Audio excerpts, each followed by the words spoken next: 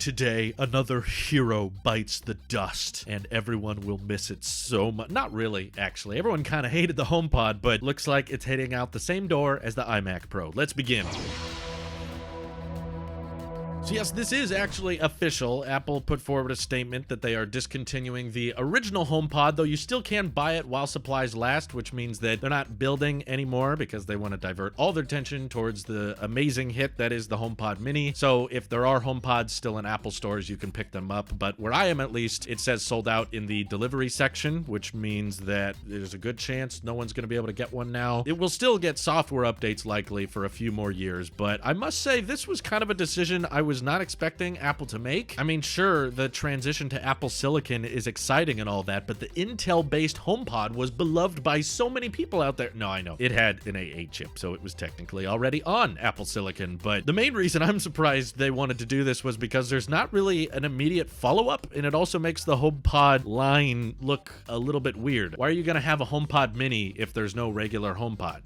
Just call it HomePod at that point. Is it really a mini variant if there's not a larger variant to replace it? So the fact that there have been, brief reports of Apple working on another HomePod, but for the most part, nothing very concrete, and it definitely sounds like nothing we're going to see very soon, it kind of leaves a vacant position in the HomePod lineup, but I imagine it took Apple a few years to figure out that the idea of a smart speaker, something you can talk to manage your smart home devices and play music, is not a $300 product that people are willing to experience. But now, as we have seen, it might be a $100 product, maybe $50 for those comfortable buying Echo Dots and Google Nest Minis. That's about more the price range people are willing to pay for a product that can do those types of things. Similar to the iMac Pro, the HomePod was unveiled at Quadruple UDC in 2017, although it didn't start deliveries until February of 2018, and it just had its third birthday of officially being out, and of course it's been a bumpy ride because of the limited connectivity options, and frankly, I wouldn't have recommended anybody buy one in today's day and age unless you can find them on sale for like under $200. I've seen a few people pick up original HomePods from Best Buy and stuff, used or refurbished, for like $150, and then I'm like, okay, that's a pretty good deal for the amount of sound quality you get out of that. But if you're talking like straight from Apple, yeah, I would say don't spend $300 on a speaker like that. Just get 3 HomePod Minis, use one as a stereo pair, and I'm sure that will still get plenty loud, and then you have one extra one that you can put in the kitchen or some other room if you want. I do still see a lot of people on Twitter or even in comment sections saying that the HomePod Mini doesn't sound as good as they want, or it's not as loud as the original HomePod, though I have to say that's probably the minority. I think the HomePod Mini suits the vast majority of what most people need out of a smart speaker. Most of the time when we're listening to music on our smart speakers, we're not playing them at extremely high volume, so it doesn't really make sense to spend that much money on a speaker that's going to get that loud when you can get such a cheaper one that's still going to sound pretty good and also have some more up-to-date features like the U1 chip, so you can play music to it from your iPhone a lot quicker and a lot more seamless than you can with the original HomePod. But yeah, I'm really hoping they have plans on following it up with something a bit more interesting in the future. Like if you want to go all in on audio quality and kind of cater your HomePod to a bit more of the audiophile demographic instead of the everyday consumer, I would say kind of go the AirPods Max route. Like you can go kind of expensive, but just give it some I/O that people can appreciate. One of the reasons that I never really got to truly utilize my original HomePods that well was because their connectivity was so dang limited. I could only pair them with AirPlay. They don't even support traditional Bluetooth like AirPods do. And of course, there's no ports or anything to plug into, but if they did have an option one day where you could have these dedicated stereo pair of speakers that plug into your headphone jack on the iMac or whatever Mac you want to use, that would make them a lot more useful, and I could see a lot of Apple professionals that are using Mac Pros and high-end machines want to have like a dedicated pair of monitors for their audio. Even if it was only Bluetooth, I would be comfortable with that because I have used AirPods with my Mac before, and the latency is a little bit noticeable, but it's still enough for me to get by. Like it wasn't unusable. So if they just allowed traditional Bluetooth connectivity on HomePods, which also, by the way, that would mean you could actually use your HomePod with Android phones,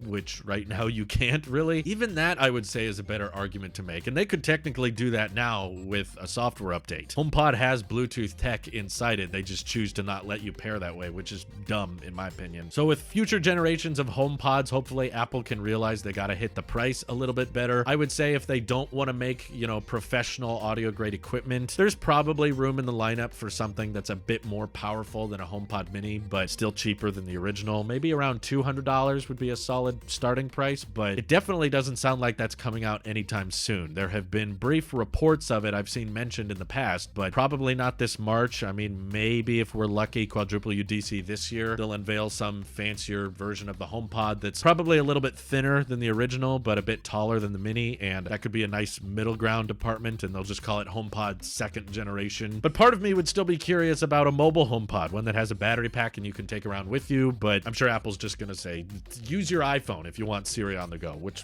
what do I know? I'm just an Apple sheep. But either way, I was expecting Apple to discontinue the original HomePod, probably even this year. I was just not expecting them to do it so soon, and who knows, now that we've got two discontinued Apple products within a week of each other, is the iPod Touch next? It's been there a long time. They haven't updated it since 2019. What do you guys think is gonna happen? Feel free to let me know. This is your Apple sheep here. I'll see you guys in the next one.